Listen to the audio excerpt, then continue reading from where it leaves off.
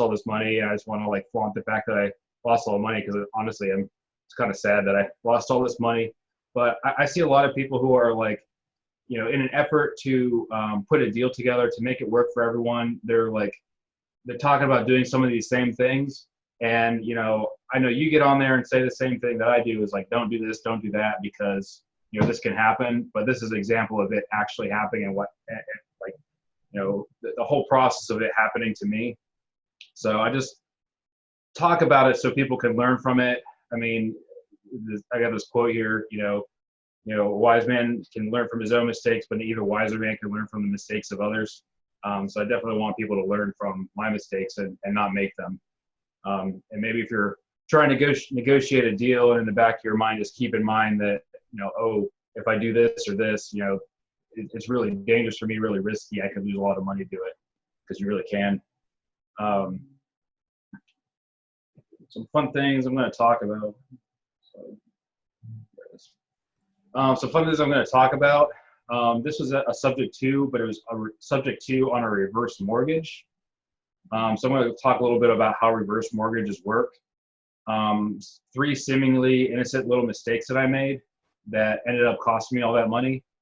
And then I'm also going to talk about my travels through the county court system, starting with eviction appeal, doing settlement agreements, went into foreclosure, contested hearings, appeals, and we ended up going to bankruptcy court too. So I got to go to just about every kind of court there is.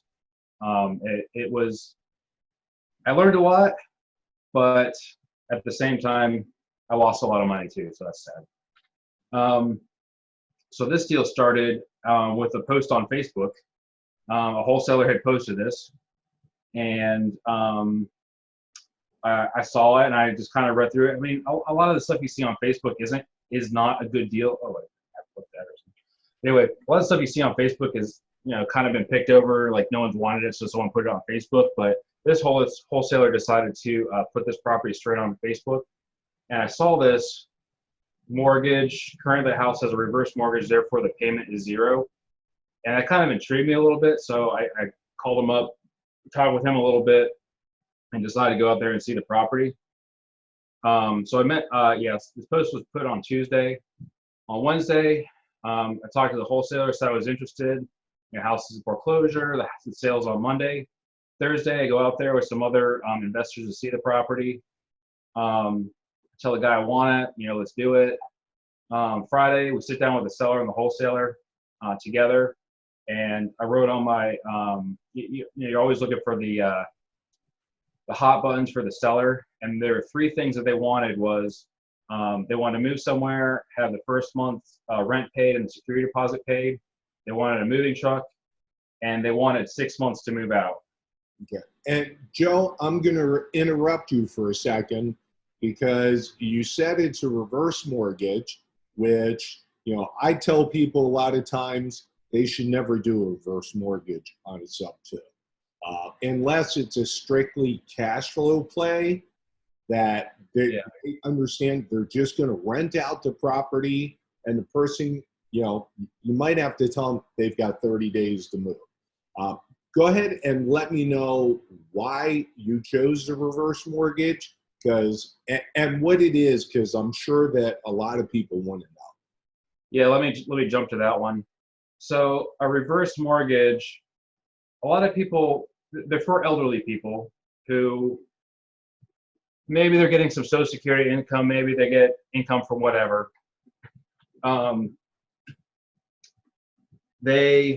Their house is paid off. They have a free and clear house, but they need like money to live on.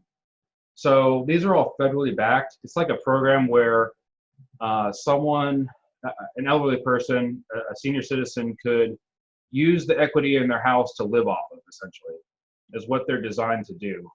So what happens is they apply for the loan, and the lender, they're like specialty lenders that do these things, and they're all federally backed too, which makes things a little bit more interesting for the subject to stuff. But so the lender will appraise the house. In this case, they appraised it at 186. At the time, I thought that was high, but I mean, it's less than it's worth now, so it doesn't really matter. Anyway, so they appraise the house and they say it's worth X, whatever X is. That's the appraised amount. And then after that, it kind of works like a sort of like a HELOC or a line of credit, to where the borrower can pull up to a certain percentage of the appraised value out, like cash. A lot of people think reverse mortgages is like the borrower gets payments every month. So instead of you paying the bank's paying you. I've never seen one that works like that. It's like a line of credit. You can pull out up to 70%. And in this case, the lady had she pulled out like half of she probably pulled out like 100,000, and then like a year later she pulled out the rest of it. So she went up to the maximum amount, which was 130, 200 in this case. So every month, so they pull out the balance, and they almost always pull out the full amount because, I mean, why wouldn't you? Right. Every month, the lender would charge interest on the current principal balance. So let's just say like simple interest. So there's, say, just to keep it easy, they're charging 10%. Oops. Get it wrong.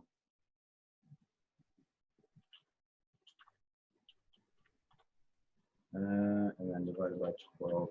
So say that in this case, if they're charging 10%, which it's less than that, but I just keep it easy.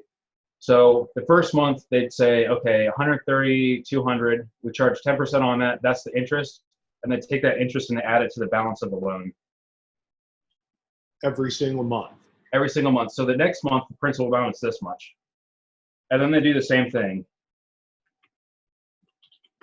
They get the interest for the next month, which is slightly more, and then they add that to the previous balance, which was, I forget what it was, 30, something like that. As they get it up. So over time, the principal balance is going up, and the more months you have it, the more interest they're charging every month. So if I put it in a graph, which I didn't, but if you did, it'd be like an exponential growth over time for both the amount of interest you're paying and the amount of interest being added to the loan and the loan balance going up over time. Now, but at the same, that's just the principal, but there's no payments on that. Like, they don't have to pay that. As long as they live in the house, they never have to like pay that back or whatever. And you know, what happens is, I mean, eventually they'll die because it's only given to elderly people. And then their heirs either need to pay it off or the bank forecloses on it. The only thing that you might be asking yourself, okay, well, how does this become a subject-to deal if they don't have any payments?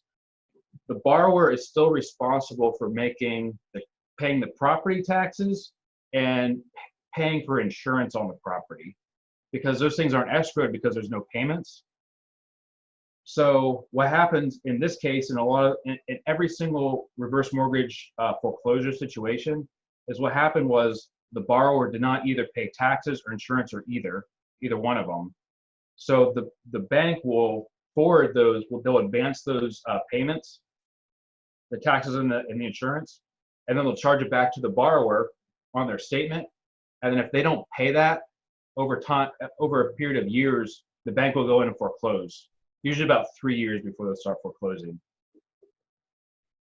So you could actually get payments from somebody for about 3 years, between 2 and 3 years, and you can treat it strictly as a cash flow.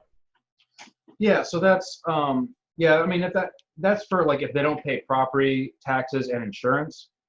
But this particular house, the borrower, the owner, what was the people that were living there was her son and his wife, Sharon and Luis. And it was Luis's mother, Adelia, who owned the house and had the loan. Adelia never, ever lived there. But they were living there under her reverse mortgage, you know, scot-free, and all they had to do is pay the property taxes and property insurance. Like literally $3,000 a year is all they had to pay. And they didn't pay it ever. And so the bank was foreclosing. So that's what happened in this case. But I mean, So the bank, to make sure that the borrower is living in the house, they have to do an annual occupancy affidavit that they send the borrower. The borrower has to sign it and send it back to say, yes, I am living here. And when they were doing it, they were just forging her signature on it. So there's that. Do you have any more questions about the reverse mortgage? So one of the things I'm curious about, they come out in person to have somebody sign it, or they just email or mail it to them, and you can email it back with his signature? They mail it, and if it's like a regular like humdrum kind of case, they'll mail a letter out, and you have to mail it back. But if they suspect something funky's going on, then they'll send someone out to check. Kind of the way that like regular banks will send out like if someone stops paying like any mortgage, not just reverse mortgage, any kind of mortgage, if people stop paying, the bank will eventually do like an occupancy check, or they'll send like a asset manager to check on the house to see if anyone's living there and the condition of it. It's kind of the same. They're probably the same people that do it. Okay. All right. Let's continue on for a little bit. I don't want to keep interrupting you. I'm sorry. No worries. Yeah, so I mean, when I first got into it, I didn't really know what a reverse mortgage was, but I like really sat down and looked at the deed of trust and the paperwork that they provided me, and I figured it out essentially, how it worked. So anyway, I saw that advertisement on Tuesday. Wednesday, I'm talking to the wholesaler. Thursday, I go see the property. Friday, I'm sitting down with the seller and the wholesaler. And the seller, in this case, I never met the lady that owned the house, his mom. He had a power of attorney for her, and I always worked with him. So I'll get there anyway. So the seller wanted three things. They wanted, first one's rent and security deposit. They want a moving truck, and they want 6 months to move out. So I signed the assignment from the wholesaler. I kind of took over the transaction because the wholesaler wasn't super experienced with all these moving parts, subject to in general, or all the moving parts of the reverse mortgage and them and all that stuff. So I signed his assignment. I ended up writing a new contract with the seller, and we're trying to go to closing. So the sale's on Monday. This is how I set up the purchase price, the closing, all that. Whenever I do a subject to, my quote unquote purchase price is all of the, like everything combined that I'm paying for. So I had to pay, the reinstatement, $7,400, $8,000 assignment fee, closing costs, the principal balance of the loan. Even though I'm not paying that off, I'm including that in my purchase price. Property taxes, 2016, and then the insurance payment. This is something the lender put in place that I had to pay back on the reinstatement anyway, and so is this. So I just kind of take all that stuff, I lump it together, and I say that's my full purchase price. I don't have it like a set purchase price. I just say it's a combination of all these things. And then they signed it. Let's see, he signed as the power of attorney for his mom. And I actually wrote on the contract that when I typed it up like the night before, I said they had 2 months to like move out, and then they're like, no, we want the 6 months. And I'm like, okay, I really want this. I want to make it work. So I crossed that out and I agreed to the 6 months. I checked their paperwork, the power of attorney. Here's his power of attorney for his mom. I mean, I checked to make sure it was, signed and notarized and everything, which it was notarized in Mecklenburg County. How I structured it is the seller on top of the,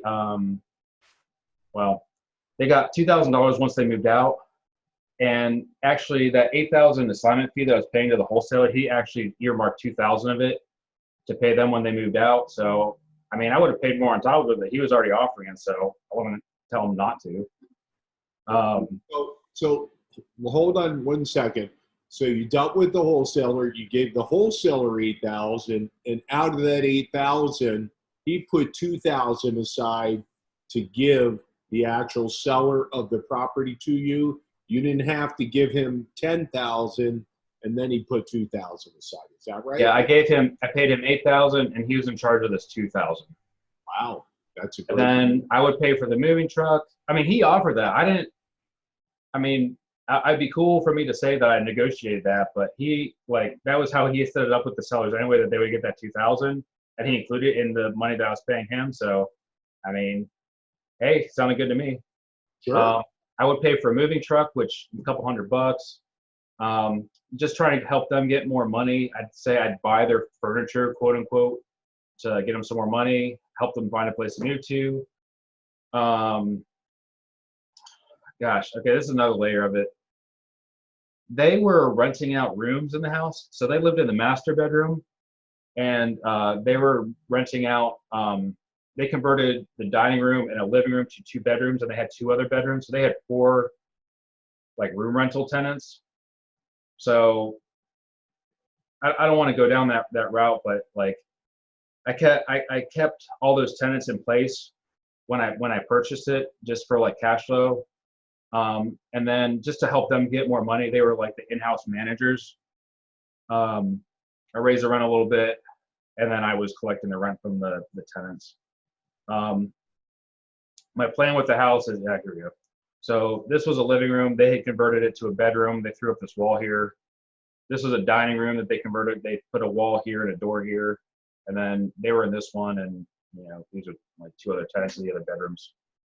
And I kept them in place. Someone was asking about like the eviction and stuff, that I was collecting rent on one of the, when I posted that podcast last week. I mean, this is what was going on there. I mean, I don't want to delve too deep in it, just because it just adds an extra layer of complexity to a pretty complex situation. But anyway, my plan was I wanted to convert this garage to another bedroom. So I started renovating.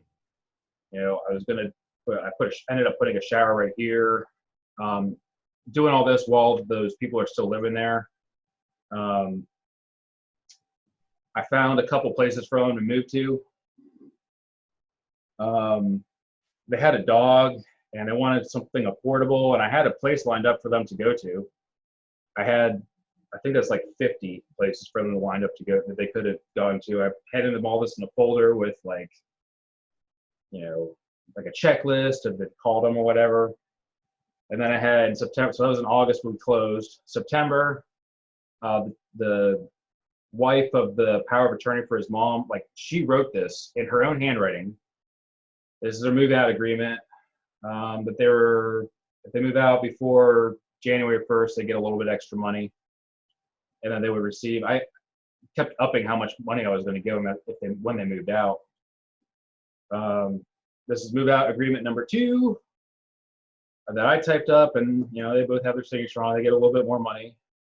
Move out agreement number 3. They told me they'd be out after Christmas. Move out agreement number 4 in January, when they didn't move out after Christmas. They never even signed this one.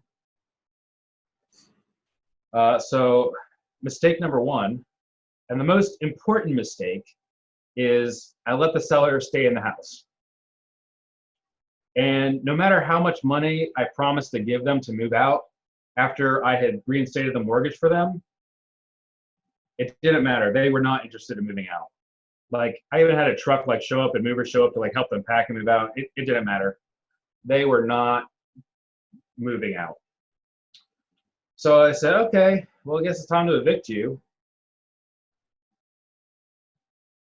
So I filed eviction. I didn't have a quote unquote lease with them, which, if you want to read between the lines there, if you're thinking you could let someone stay and have them on a lease, I would not recommend that ever. Don't do that. I'm in North Carolina, and there's specifically a statute against that, which I forget exactly. I think it's 75-120. If you're in North Carolina, look up statute 75-120. And it says that if you buy a house from someone, essentially, if you buy a house from someone and then you have a lease, you're leasing it to them, then you have to go through all these steps. And the steps are pretty impossible, honestly. So don't do that. So anyway, in this case, I filed eviction. I didn't really have a lease with them, but I was trying to evict them on a holdover. I wasn't even trying to get rent on them, which if you're familiar with doing evictions, if you evict on a holdover versus on rent, non-payment of rent, you're like way more likely to get it on a holdover, like, because they really have no defense for that. So we go to the eviction hearing.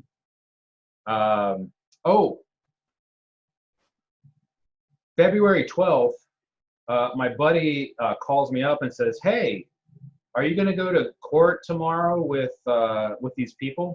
I was like, "Yeah. Why are you calling me about it?" I didn't, broadcast that to anyone. He's like, "Oh, I work in this Keyman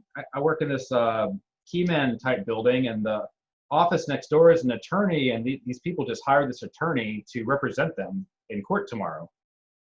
So I went into freak out mode, and I have a huge, like, 3-inch binder full of all the documents, because when you go to court, you have to have everything right there ready to go. So I printed out triplicate copies of everything that I had. So anyway, we go to the eviction hearing. I'm still pro se at that point. I'm doing it myself, and they have this attorney with them. We write up a settlement statement. I comply with it. They don't. Part of that settlement statement, or part of that settlement agreement, rather, they agreed that if they don't comply with it, that they would not file an appeal when they lost at court. So at this point, I had lawyered up. April 5th, we're back in eviction court after, I think their deadline was like the end of March, and they didn't comply, and I did.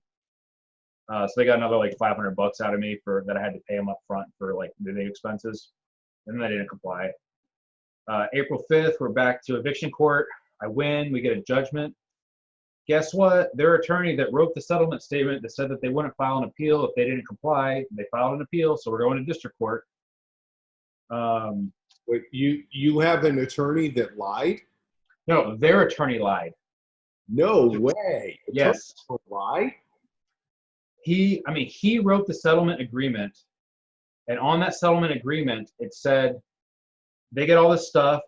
They have to move out by March 31st.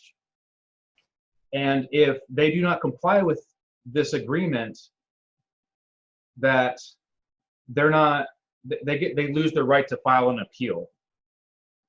That's what it said. I felt pretty safe with that, And guess what? We go to court, I win, and then like on literally the last day, that their attorney that said that they wouldn't file an appeal files an appeal. So we go to district court, and then we have my attorney filed it gets kind of complicated because we're using the attorney. There's like all these court rules that I'm not super familiar with, but essentially we filed to dismiss we filed for dismissal because of their attorney saying they wouldn't file an appeal, and they filed appeal. And then we also filed for sanctions against the attorney because he did that. Like he said, he wrote in the agreement that they wouldn't do that, and then they did it. So we were filing for sanctions against him. So what happened was, oh yeah, let me back up for a second. So we filed for the dismissal and the sanctions. So what happened at court? Remember this power of attorney I showed you earlier? Right. Like everything looks legitimate on here, right? It's notarized. She signed it. He gets it. There's all this stuff. His name matches the other thing. You know what's wrong about it? It's not recorded at the Register of Deeds. There's no sticker up here that says it's recorded. And if you looked in the Register of Deeds, it wasn't in there. They never recorded it. Now, would you say that was my fault or their fault? Well, sorry, what? You're asking me? Yeah, just rhetorical. I mean, you think that's their fault, right? They didn't record it. Well, since I'm the slimy investor that's out to screw everyone, how it ends up, how they portray it in court. That's my fault for not knowing any better or whatever. So mistake number 2 was the fact that I closed this deal myself and I didn't catch that. So, and I know a lot of people, I know there's like some old courses out there where they do tabletop subject to closings and, they're okay with them, but, the world and, this country's getting more and more litigious. So I would highly, highly recommend against not doing that, closing it yourself. And it's not even that, I didn't do it because I was trying to save money. It's just, I did it because at the time I didn't know an attorney that could close it fast enough. Whereas now I have an attorney that could close it in a day if I needed to. And he has for me before in the past. So, Right. So that's mistake number 2 is closing the deal myself. Even though technically I only screwed up, the only thing I screwed up was not making sure this was recorded. Even when I was like sitting down with them, like at the table, like hashing everything out on that Friday, they gave me this document. I scanned it like with my scanner and I gave it back to them. So they would have their original, like being the nice guy. If I had kept this document, I would have saved myself probably $50,000 of that, money that I lost, because all I would have done is I would have taken it down there and recorded it and said that, the whole thing was out. So what they were arguing is the fact that this wasn't recorded. They were trying to say that I didn't actually own the property between that not being recorded. And this is the deed when I purchased it. And, this is my company trustee of the Budnick Family Trust. This was his mom's last name, Family Trust. I mean, this is my trust that I made. And you'll see a lot of gurus out there that say to do this. There's even attorneys out there that will say to do this. Like name the trust that you're going to hold the property in as the family trust. And it's, to avoid the due on sale clause, one of the things of the terms of the Garn-St. Germain Act of 1982 is like, name it like this, and they'll think it's a estate planning thing and blah, blah, blah. And they can't, trigger the due on sale clause on you. So I was thinking, that's what I was thinking here when I did this. But when I went to court and when this was tested in court, between this not being recorded and this deed, what they were trying to argue in front of the judge was that I never actually owned the property. And because I didn't own the property, because it was in question whether I owned the property, that I didn't have the right to evict them. And my attorney was kind of like, they kind of got you there. So, I mean, even those attorneys that would say, we eventually dug up we found some obscure statute that said that this would still be okay. But mistake number 3 was, that I named the trust at, because it gave them the opening to claim that in court. So with the dismissal hearing for the eviction appeal, what happened? I got my attorney's fees paid by their attorney because he did that kind of slimy thing where they agreed to not appeal and he appealed it. But then my dismissal was denied. So I'm like, oh crap, now what? I don't even care about the house anymore at this point. I just want my money back. I want the money, the reinstatement, the assignment fee, and all the money I put into renovating this dang house, sorry. I want my money back. So my net loss right at this point is about just under $25,000. I mean, what would you do with that? Well, here's what I did. I agreed to settle with them. So again, all I want is my money back. I just want my money back. That's all I want. Pay my money back. So what we did is I got a promissory note and a deed of trust for my net loss in the house at that time, which was $24,000, whatever. And on that promissory and deed of trust, the borrowers, quote unquote, was the mom, who her son had the power of attorney to, and he and his wife were the slimy ones doing all this stuff, and his wife. They were the borrowers on the deed of trust and the promissory note. And then they were to pay me back over 2 years, $813 a month. They recorded Luis's power of attorney at my expense, giving him the power to do all this stuff. And then I quit claiming the house back to them. So they get the house back, I get my money back. That's what we worked out. That's what we wanted. We did it. We closed on this quote unquote transaction May 22nd, 2017. What happened next I got payment on number 1 on time. Hooray! I'm happy. I never expected them to pay even that first payment, considering my history with them. Payment number 2, they paid $200, 7 days late. A week later, I sent it back because I never got any more, because I thought they were trying to do something slimy. So now it's time to foreclose on my now much more secure deed of trust. So we go to September 17th was our first hearing. We go to that, or rather, we got the notice of hearing. We sent the notice of hearing. I think I had to send them the foreclosure stuff, varies state by state. But I had a different attorney working for me at this time to do the foreclosure. Actually, the attorney that wrote I had the attorney that wrote the deed of trust was the one that I was going to use for the foreclosure. So I knew this was going to happen. I think we all did. Anyway, we never expected them to pay. So we sent out notice hearing.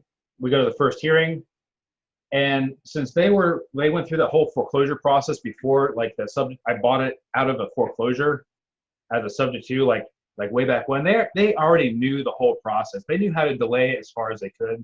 They were pros at it at this point. So they go to the first hearing, and Luis stands up and says, "No, we want a continuance." That's all he says. Like they're just doing roll call, and he just stands up and says, "We want a continuance." And the judge is like, "Okay, well, we'll get to your case, sir. Sit down. I'll just make sure you're here." So, they get into it, and they try and get up there and say how terrible I am and all the things I did wrong and blah, blah, blah. And so the judge is like, "Okay, we're going to, give you a continuance." And my attorney stands up and says, "Your Honor, can we just go ahead and say this is going to be a contested hearing because, it looks like it's headed that way already?" And judge's like, "Okay, sure, that's fine." So by doing that, my attorney saved me about 2 months of waiting, because in North Carolina, like the very fastest foreclosures take between 6 and 8 months, because the first time someone goes to foreclosure, if they show up at the hearing, the judge will just automatically give them more time. Depending on what they say, it could be a month, 2 months, usually not more than 2 months. Okay, you're continued 2 months. That's fine. Go. Best of luck figuring it out. If you need some resources, here's some resources for nonprofits that'll help you, whatever. So they were trying to just delay, because their goal was just to live in the house for free as long as possible.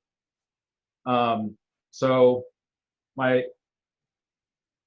what could have happened is they could have gone continuance. They probably could have got another continuance until the judge would have said, "Okay, this is a contested hearing," and then we would have gone to the contested hearing. Contested hearing just means that it's a little more complicated, and in this case, like the regular foreclosures take place in it's not a courtroom, because most foreclosures in North Carolina are a non-judicial.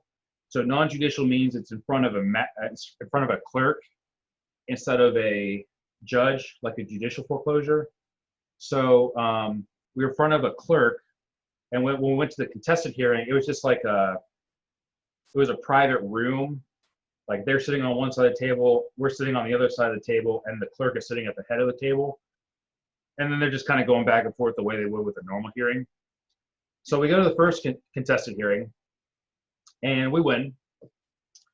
And at the end of the hearing, the clerk's getting ready to sign the order for sale. They say, "Oh, we don't speak English very well." In English, they say, "We need a translator." So we go back for another hearing with a translator. We win again. We get an order for sale. Sale date's set for March 18th.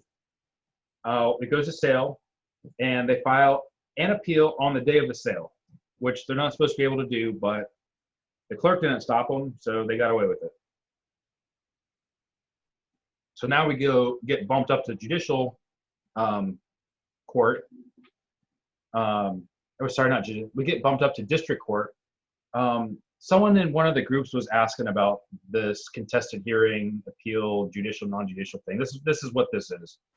So when it's when it's regular, like non-judicial, it's in front of the clerk. If it gets bumped up to a higher court, you're now considered a judicial foreclosure. So that's what happened. We went to district court. They tried, my attorney, my attorney went ahead and scheduled them a translator. They never did it, but we expected them to do that same, like, you know, kind of trick little thing again. So we just went ahead and scheduled them a translator. And I got a funny story about that, but pretty much, I'll try and be quick about it. So we were at that appeal hearing for the foreclosure, and so they're making a big show about how they don't understand English, even though they understand it and speak it perfectly well. So they're going back and forth with the translator, which is kind of annoying, but I mean, what are you going to do to the translator? So Sharon, Luisa's wife, when you're in court, like the judge, okay, you tell me your side, and then he goes, okay, now you tell me your side, and then he'll just kind of go back and forth. You tell me your whole thing.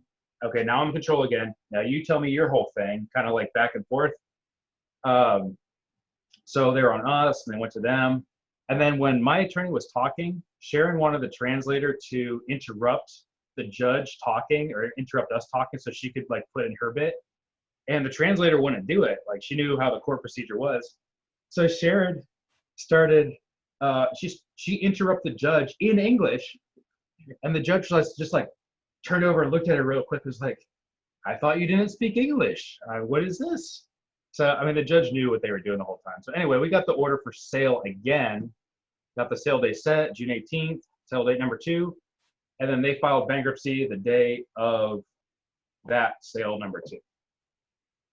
So when someone files they're in foreclosure and they file bankruptcy, it automatically stays, which means stops the foreclosure process, because bankruptcy court is federal court, and federal court overrules state court, which is what, when you're at the courthouse, technically it's a state court. That's what that is. So we get to go to bankruptcy court. So I get to hire another attorney and go to bankruptcy court. So we filed bankruptcy using his power of attorney for his mom. And his mom lives in Florida. She never lived in the house, right? She never lived in this house. Anyway, so we go to bankruptcy court. And the only good thing about bankruptcy court, well, besides, it's just a different like vibe from going to state court. But in bankruptcy court, I'm the creditor, like I'm the quote unquote lender in this case. And they're the debtor. And they're actually technically the mom's the debtor. He's power of attorney for the mom taking care of or whatever. So what I'm trying to do is I'm filing a motion for relief from stay, which means I'm trying to get bankruptcy court to like say, hey, it's okay for you to proceed with this foreclosure outside of this bankruptcy proceeding. So how our strategy was to prove that the mom doesn't live in the house and didn't need the bankruptcy to protect her, like kind of like homestead. So anyway, we first filed for July. We eventually got it in September. We proved that the mom didn't live there, and now we got the motion for relief from stay granted, and it's going back to foreclosure.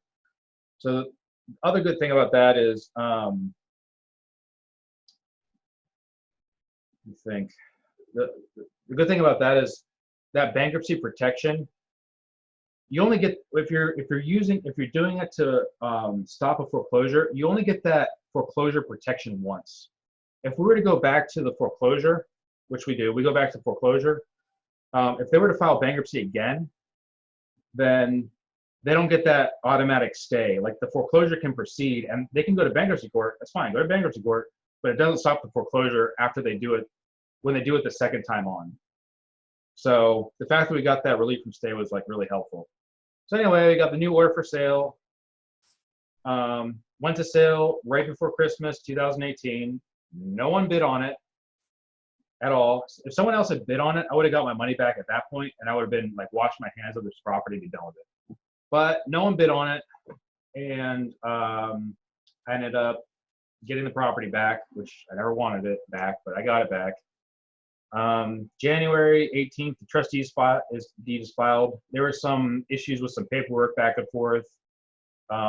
We didn't do the the lockout until April 3rd of last year. So you had to wait 4 months from the time you got the trustee's deed filed to lock them out? Yes, because you cannot file. So if you buy properties at a foreclosure auction, and again, this is North Carolina, if you do that, you say you win the bid, you fund the bid, they record the trustee's deed, now you own it. You go to file the writ of possession. You don't have to do a full eviction process. You just file a writ of possession, but there's no like standard AOC, Administrative Office of the Court form for it like there is for a regular eviction. You have to like file this like free form thing. But the thing about that is you can't file it until after the clerk does their final accounting on the foreclosure file, right? So what happened was the one clerk that did it at the Mecklenburg County Courthouse broke their arm and couldn't work for 2 months apparently. And they usually take a month anyway. So, I mean, January to April, I mean, yeah, that's what happened. And anyway, yeah, I mean, that was terrible. So my attorney ended up waiving his attorney fees for like the last half of the thing, which was, nice of him. He didn't have to do it. It wasn't really his fault, but yeah, that's what happened. I mean, foreclosures are not fast. So April 3rd, when did I originally file foreclosure?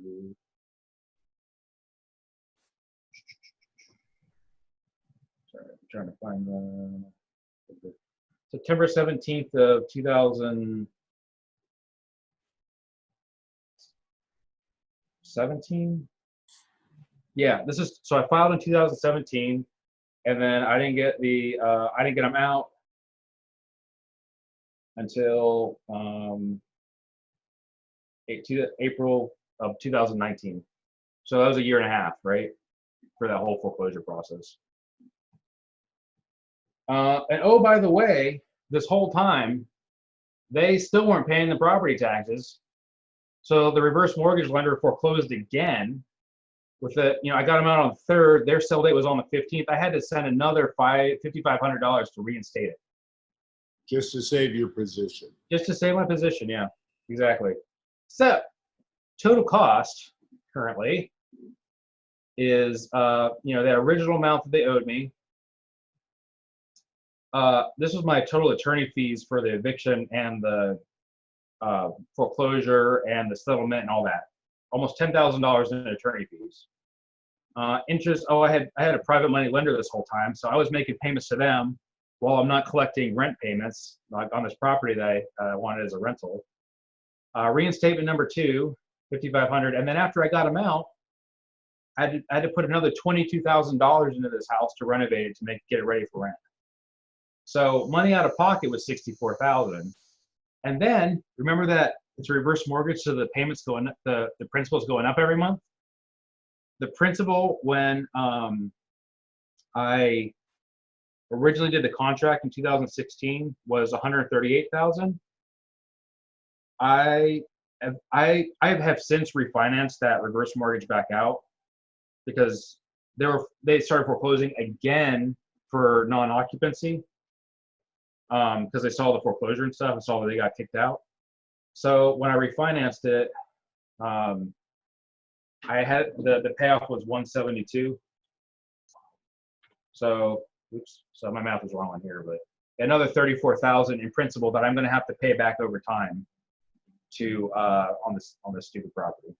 So in conclusion, never do these 3 things in a subject to transaction. And number 1 is the most important, is like, don't let the seller stay in the house. Don't close the transaction yourself. It's kind of a no-brainer for most people, but some people might still be doing that. And then don't name the trust that, because, I mean, technically I was right, but in court, if you look like you're trying to do something like in the gray area, the judge doesn't like that. And then bonus thing not to do is, now when I do a subject to, I tell the seller I have two non-negotiable terms. One is you have to be moved out before I close on it, and the other one is you can't file bankruptcy, the whole time I have this loan. And I can make sure they're not in the house when we close. Like, I will literally, before I go to closing to sign the paperwork with the attorney, I will go to that house and I'll make sure that they're out. And if they're not out, I will not close. That is non-negotiable for me. And then, but this thing about the bankruptcy, I don't want to go too much in it, but bankruptcy court can reverse a sale up to 2 years in the past. So I just want them to have it in their mind that they can't file the bankruptcy. I mean, there's no way I can stop them from doing it, but I just want to set the expectation for them up front that the expectation is that they can't file bankruptcy. It's a perception. Yeah. I mean, it's like all in their head, but so yeah, I set that expectation up front. But I mean, the most important thing is number one. Yeah.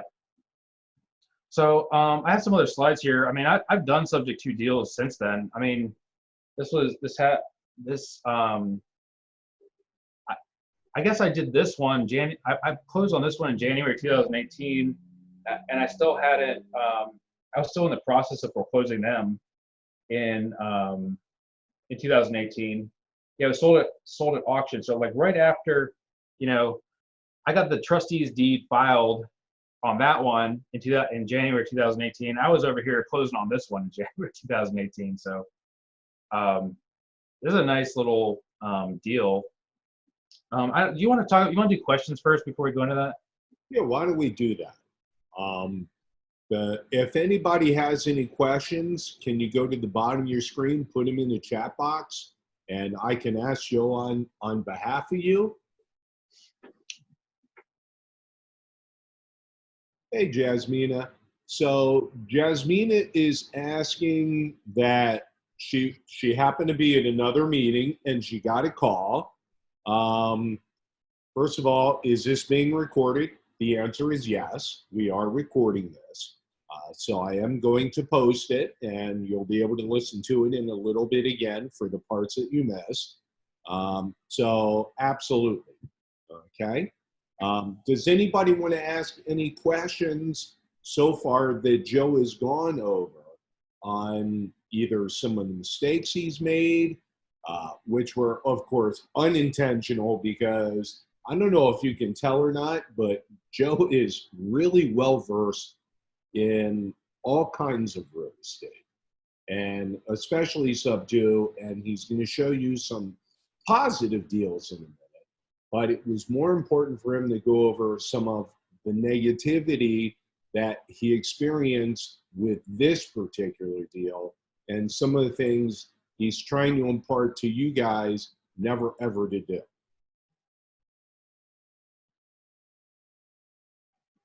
There was the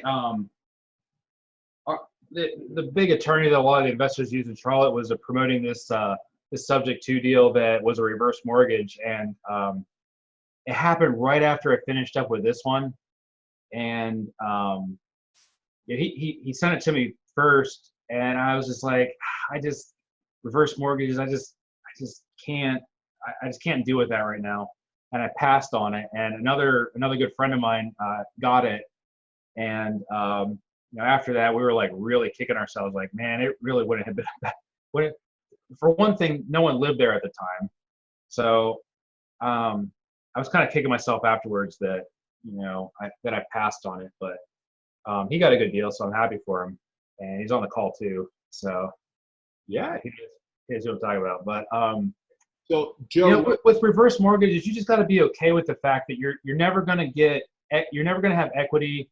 Your equity position is always going to be decreasing, and you're doing it just for cash flow, and you're going to lose it. You're going to lose it eventually. And I knew that even at the beginning of this house, I knew I was going to lose it, but I had kind of like extrapolated out, based on, the amortization table and everything. I kind of extrapolated out, okay, I'll probably own this 10 years. So I'm going to put in this, I'm not going to put in more than this amount of money, and I'll be fully capitalized within probably 4 or 5 years, because I was going to do that like community living room rental thing. And so I was getting my money back much quicker. And like I was okay with losing it. I just knew that was going to happen, so I included it as part of the plan. I mean, I don't want to lose it, but I mean, you don't want to lose a cash cow, but hey, you never know. Like maybe they'll go to auction for so high and no one wants to bid on it, and then I just go in and bid on it and I get it back and get a loan on it or something. I don't know. But I do want to ask you about something, and I have two more questions for you also, or three that I was just asked to impart to you. So the question that I wanted to ask, if you had gone back a couple slides where you say you were losing a certain amount of money. that one, There we go. So what I'm curious about is, weren't you still collecting the rent from the people that were living in the property before all this happened? And yeah, then what happened to that money? I got to keep it. I mean, my initial investment was more than this, and I subtracted that rent money back out. So this was kind of like a net loss at the time that we did that settlement agreement. Right? Yeah, but you were saying that you were losing some money earlier that you weren't collecting when these people were still paying, living in the property, renting the rooms. Oh, yeah. I mean, the communal rental thing. Let me go back a little bit further. So, like, yeah, when I got it, like I was saying before, like these were original bedrooms. This is upstairs, and then this is a living room. There's like a fireplace here. They threw up this wall, turned it into another bedroom, and then this was like a walk-through dining room. They put a wall here and then put a door here, made another bedroom. Like these are rented, and they were living in this one, right? So when I took it over, um, they were before I took it over, they were paying $350 a month, and I upped it to I changed it to $100 a week, which turned into like an extra $70 a month. And they were all like I think they were all construction workers, but they were still living in this one. So I was collecting money. I was collecting money from them. I made probably 8,000 in the time that between when I bought it in August and when I had to like quick claim it back to them in May of 2017. But they were still living in this one, and I tried to get them to sign a lease. Like right before I knew I was going to do the eviction, but I tried to get them to sign a lease that said, $1 a month lease. I mean, no matter what I put on there, they weren't going to pay it. But I tried to get them to sign a lease, but like I never got. First of all, so I know I'm jumping around a little bit, but I tried to like help them out to give them more money by making them like the managers, the in-house managers, and she was in charge of cleaning. He was supposed to take care of the lawn, and then like if there's any issues, like let me know about it. Like they weren't really doing anything for me, and they didn't even do that stuff for me. But I tried to set it up that way to help them out, get them some more money, but also like incentivize them to help me a little bit. And after a couple, I mean, like when things started going downhill, I stopped paying that. But they never did anything they were supposed to do for me anyway. So is that what you're talking about? I think so. It's, you had mentioned that at the beginning, people were paying you for the rooms because you were collecting it and you were letting them live there. Yeah. People you were throwing out to collect money. But then you happen to say later on that all of a sudden you weren't getting money and that they owed you all this money. So I was just curious what was happening, because it looks like you were making some money by renting the rooms out. Yeah, I mean that number that of what I was owed, I mean, I bulked it up a little bit. I mean, who wouldn't? I mean, I was so like I had so much sweat equity in that house. Right. You're talking about this? Yes. I mean, I threw in everything that I legitimately could back up with a receipt. Okay. Because I wanted to get like my sweat equity out of it too. because I had so much time invested there at that point. Okay. So let me ask you a couple other questions that came over. If somebody, well, first of all, one individual was asking, how do we ensure that the seller doesn't file bankruptcy? And I think Joe covered that a little bit in stating that it's more a perception, because as you've heard, hopefully, is perception is 9/10 of the law. So if, and that's also why Joe's telling you close with an attorney, so it's perceived to be, you know, more legal. It's just a mental thing, psychological thing. Yeah, Like I mean, Joe said earlier, you can't stop somebody from filing a foreclosure or I mean a bankruptcy, I'm sorry. Right? Right, Joe? yeah, you can't. There's no way. There's no way you can prevent them from doing it, from filing the bankruptcy. In the same way that like that thing where they agreed to not file an appeal. Well, we went to that hearing, that second eviction hearing, way back when. The judge said that you can't waive your, you can't waive, you can waive your right to something, but you can't enforce someone waiving their right to something.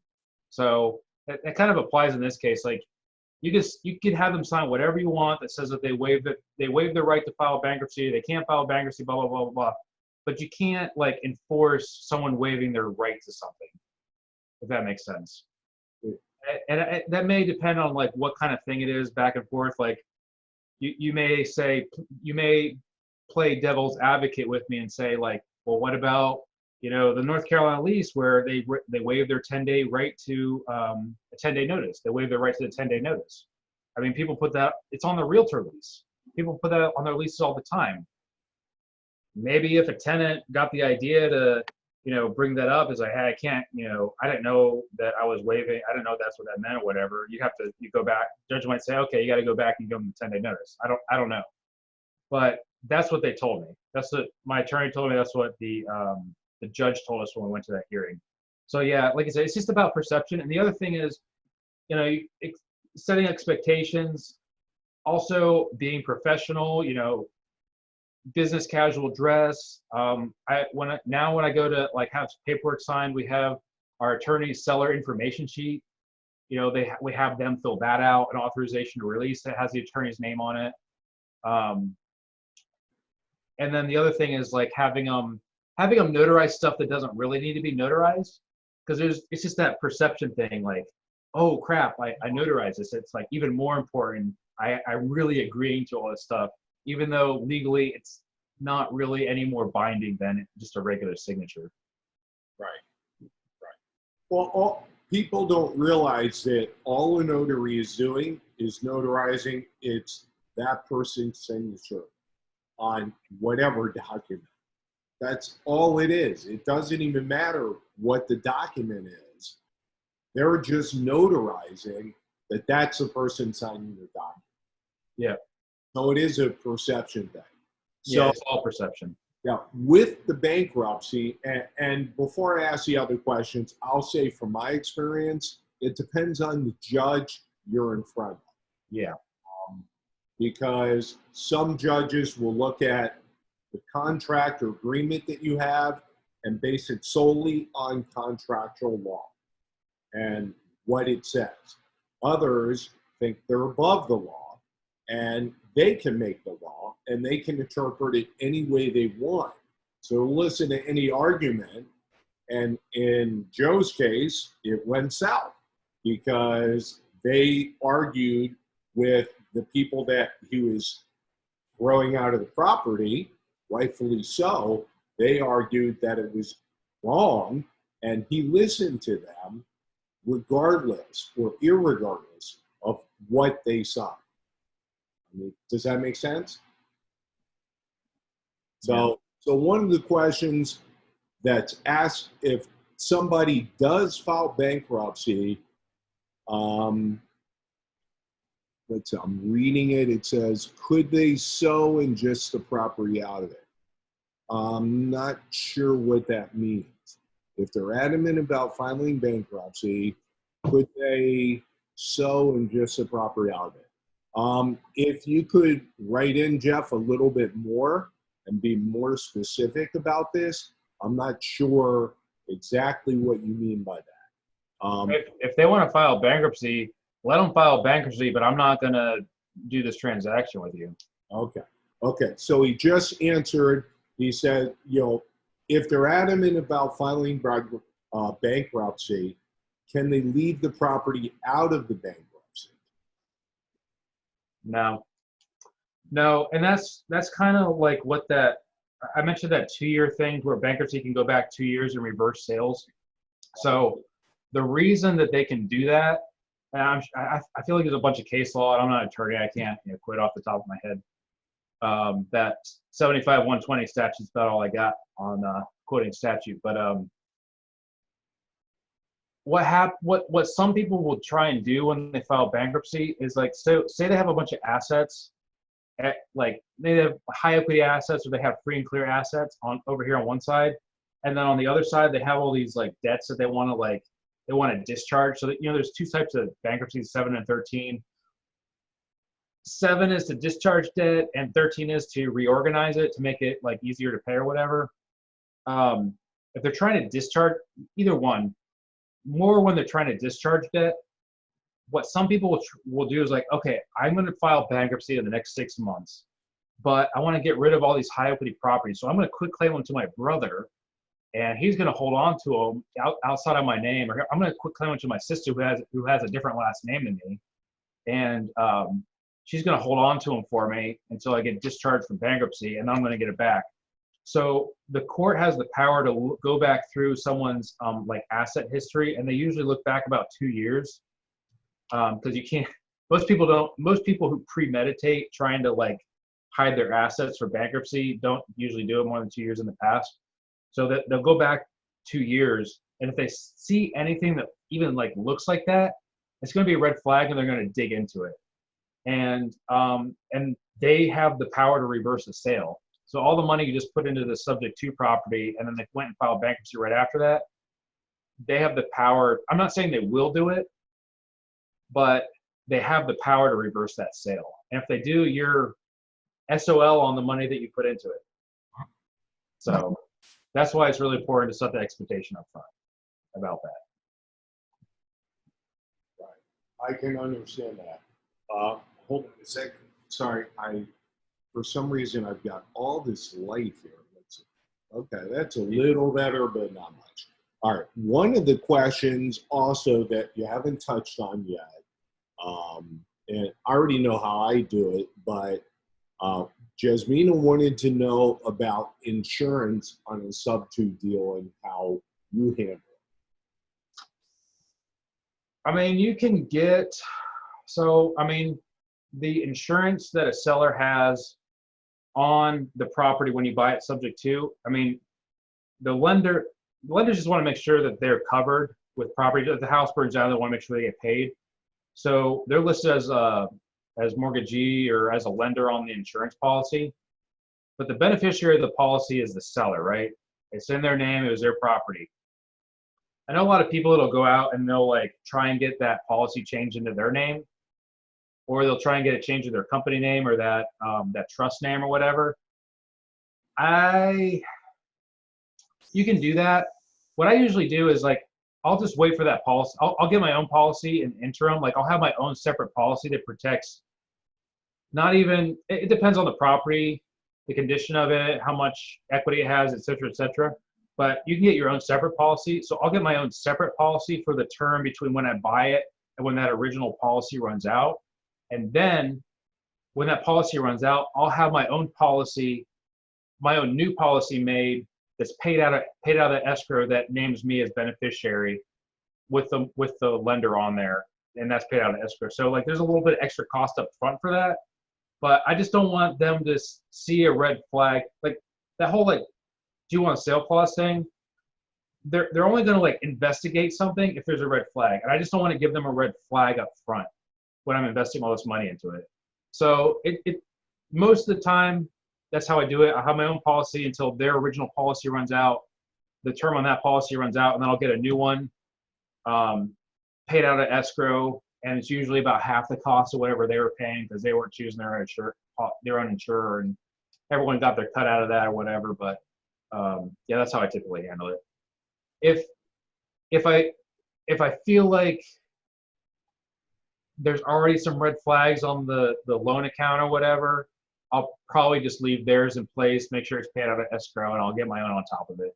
There's a little bit extra expense, but it's for the peace of mind. I feel like it's better that way. Okay. Well, for one of our future calls, I'm actually going to do one for everybody where we have an insurance agent that I use that's going to be on and how I do it.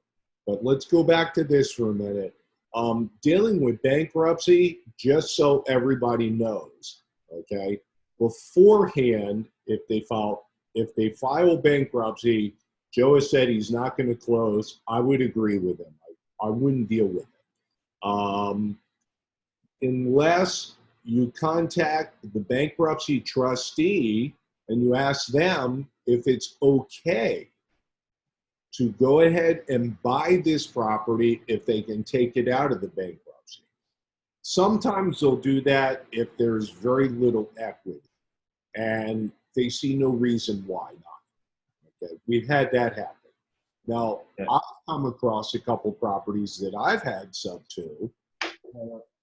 Bankruptcy has been filed years and years after I've already had it. I had two properties from one person in particular. I thought I put them in a trust. I just happened to be doing a lot of business at that time. So I put one in a trust. The other one I thought was in a trust wasn't. So I wound up losing one of the properties, but the one in the trust, they couldn't do anything at all. They couldn't touch it at all. That still remained mine. But the other one, I wound up losing. So you can do a property and they can file bankruptcy after. The trustee will normally let you keep the property, even if they file bankruptcy, in a trust if there's not a lot of equity, because they don't see any reason for it. Yeah.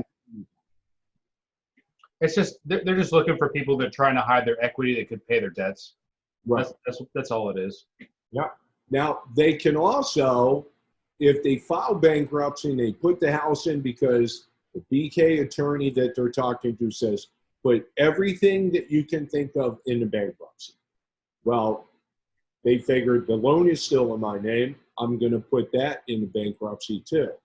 However, you can have them, quote unquote, reaffirm the debt with the trustee. That means that they're taking on that debt even though we're still making the payments for it. So that can occur. Have you had that happen before, Joe? Which one of those things? So if you've had a property for a while, you took sub-2 from somebody and they filed bankruptcy, you know, and I just had this recently. I had a trustee contact me and say, well, the guy filed bankruptcy. We're going to take this house. I'm like, no, you're not. He doesn't own the house. It's, you know, so-and-so is the trustee, and I'm just handling stuff for them. And after we sent him a couple documents, he went away. He just went off. Yeah, I mean, don't try and dodge them. Just say, hey, this is what happened. This is what it is. I have the documents. If you want to talk to my attorney, you talk to my attorney. He can affirm everything I said. If you're not sure what you're saying, just have him talk to my attorney to begin with. But you bet. So yeah, I've not had that happen, but it's just, you just got to talk it out. You got to let them know what's going on. You just have to talk to them. All they are regular people, just like everybody on the call is. And listen, everybody's a regular person. Just speak to them, you know, like an everyday person. Don't let them push you around. With that, Joe, go ahead and continue with what you're doing right now, and then we can take a few more questions after that. Yeah, I mean, like I said, I was doing I did this deal. I was still in the mucking through the trenches on that other deal, and I was like, I yeah, this house is in Winston Salem. I'm in Charlotte. That's an hour and a half away from me, but it was such a good deal. I just could not say no. And it was like a realtor approached me at a meeting, heard that I knew some. He actually was asking me about something completely different, but told me the numbers for this one, and I was like, yeah, I would definitely do it. He just handed me over to the seller, and I did the deal. So, oh, I forgot to put the balance on here. I was trying to find it on the HUD. It was like 115, something like that. But anyway, so this is like a standard like subject to deal. I reinstated it for 12,000. I put 24,000 into it, which was a lot more than I expected. But the house is nice. It's like my nicest rental that I have. And plus the fact that it was in Winston-Salem, I wanted to like go above and beyond with the rehab, and like anything that could go wrong, I just wanted to go ahead and like change it out, put a new one in, fix it. So I didn't have the maintenance requests and have to be like running up there all the time. Because I do self-manage my properties, but the couple of maintenance requests I've had for this one with the tenant in there, I do hire a handyman to go out there and do it for me, even though I can do it in like 10 minutes. But I don't want to spend 3 hours driving up there and back. So yeah, anyway, so I got a private money lender for 12,000, 3-year, fully amortized, 7%. I put in 24,000. I have it rented for $1,595. I took over the subject to mortgage, 7071. I pay my private money lender. I still cash flow about $450 a month. I get 22% return, and that means it'll be fully capitalized in about 4 years. I'll have this paid off in 3 years. So that was a sweet deal. That was my first subject to since this whole mess happened. But I mean, I could talk about subject to deals all day long. I have a ton of them. Almost every single deal we do some sort of subject to. This is a subject to rehab that we did. So before and after pictures. This one was interesting. So there was a bunch of stuff we did subject to on this one. This property was actually in upset period when we got it. The seller was in Winston-Salem. I must have a Winston-Salem theme here. But the house is in Charlotte. She was in Winston-Salem. She had a stroke. She hadn't lived in the house for a while. It was kind of dilapidated. She had 2 loans. The first was the one foreclosing. It was in the upset period. We got the contract with her, deed from her. We redeemed it, which meant that we had to pay it off in full. We couldn't take that one subject to. Here in North Carolina, if it's before the auction, you can reinstate it, but if it's after the auction, you have to pay it off in full. But you can only pay it off in full. It's called a redemption. You can only do that if it's still in the upset period. The redemption period follows the upset period. But there was a HELOC that we took subject to. There were some sig liens and some judgments and stuff. And instead of paying 15% to our private money lender for these amounts, we just took them subject to. When we resold the property, they got paid off. So we ended up, our budget was 30,000. We put in 55,000, and we sold it for more than we thought we could sell it for too. So we ended up making about 45. But this is split 3 ways, and my lender ended up making more money than I did on this deal. But we still made money on it, so I don't care. It's free money. Somebody else that? is paying for it. It's free money. Somebody else is paying for it. Yeah. So, yeah, I've done a ton more. I just, maybe we need to do another call on this, but if there is something on title that doesn't have to be paid right now, depending on whether it's for a rental or if it's for a rehab, we take it subject to. And subject to is just, you're taking on title. For title insurance, you're taking an exception to it. You know it's there. You know how you're going to deal with it. So just leave it on there. Don't pay it off. So we do stuff like this where we leave sig liens on there. We leave, I forget, it was like a credit card judgment that attached to the property or something, I think. But we knew it was there. And instead of paying 15% on it, 15% to our lender to pay it off when we bought it, we just left it there and paid it off when we resold it. We even do this with air properties, like estate properties. If there's estate claims that need to be paid, whether it's for a rental or it's for a rehab, we'll just leave them there and pay them off when we resell the property, so we don't have to get the money out of pocket to pay it off at the front end. So here's a golden nugget for you. Estate claims. So someone opens an estate, they're gonna probate an estate. So they have to do advertising. They have to do a public notice advertising to let creditors know that, hey, there's an estate. If you have a claim, go file the claim. So they have to go file the claim in the estate file. Everyone thinks, 99.9% of people think that they have to pay those claims. Just because they filed a claim, they have to pay it, right? It's a debt of the estate. You can challenge that claim on the estate. There's a process. I don't have the form. We're still working with an attorney to get it, but you pretty much send a notice to the creditor that you're challenging the claim, and they have 60 days to reaffirm their claim on the estate. If they don't, it gets discharged and you don't have to pay it. So I can't hear you. That is a golden nugget. So what we do now is every single estate property that we buy, we take all those claims subject to. And then while we're doing whatever we're going to do with the property, renting it, they almost always need to be fixed up, or we're fixing it up, or we're for a rental or for a rehab, we're taking the time while we're doing the rehab to take that 60-day period to challenge those claims. And if they don't reaffirm them within 60 days, we file something with the clerk that said they never reaffirmed their claim. They didn't prove that they actually are owed this money, so please remove it from the estate. Now it's gone from the estate, and you don't have to pay it. Good to know. Good to know. So, any other questions? You know, I have a whole presentation on bankruptcy stuff too, like how to use bankruptcy stuff to your advantage based on my experience with this. We can do it another time. I'm guessing you want to have someone else on before you have me back on, but I can't do it. I can't do it for you. The slides are already made, so it's not really a big deal for me. Well, is it a bankruptcy that you have that deals with Sub2? I mean, just this one. I mean, the presentation is it's just essentially, don't be afraid of bankruptcy.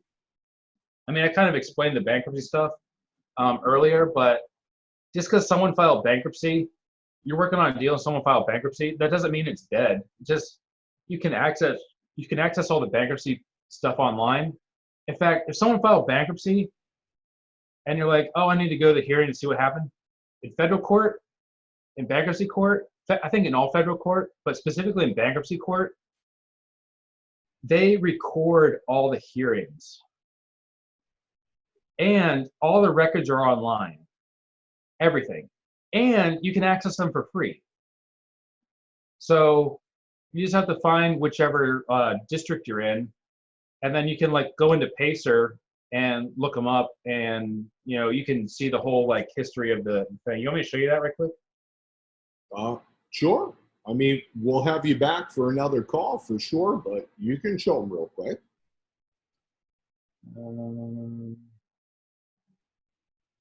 So Charlotte's in the Western North Carolina district. You can sign up for a free account. I'll show you how to do that if we do that other call. Oh, what was that guy? Let me do this one. Apparently Budnick. Oops.